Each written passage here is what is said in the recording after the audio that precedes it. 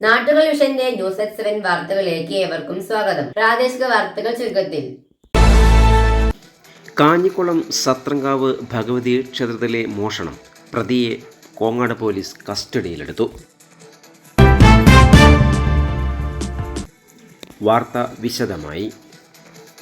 Kongad police station പരിധിയിൽപ്പെട്ട Kanjikulam സത്രങ്കാവ് Bhagavathi ക്ഷേത്രത്തിൽ പണവും സ്വർണ്ണാഭരണങ്ങളും മോഷണം നടത്തിയ പ്രതിയെ കോങ്ങാട് പോലീസ് ഇന്ന് കസ്റ്റഡിയിലെടുത്തു. കോതമംഗലം ഇരമല്ലൂർ തേലക്കാട്ടിൽ വീട്ടിൽ ഷാജഹാനെയാണ് കോങ്ങാട് പോലീസ് കസ്റ്റഡിയിലെടുത്തത്.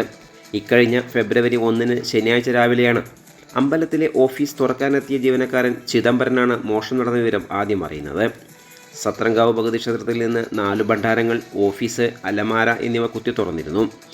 ക്ഷേത്രത്തിലേക്ക് വഴിപാട് ലഭിച്ച സ്വർണത്തിൻ്റെയും വെള്ളിയുടെയും ആഭരണങ്ങളും ഏകദേശം 5000 രൂപയും നഷ്ടപ്പെട്ടിരുന്നു. തുടർന്ന് ക്ഷേത്രം ഭാരവാഹികൾ കോങ്ങാട് പോലീസിൽ പരാതിയും നൽകി. കേരളത്തിലെ നിരവധി മോഷണ കേസുകളിലെ പിടികിട്ടാപ്പുള്ളിയാണ് ഷാജഹാനെന്ന് കോങ്ങാട് പോലീസ് അറിയിച്ചു. പല ജില്ലകളിലും ഇയാൾ മോഷണം നടത്തിയിട്ടുണ്ട്.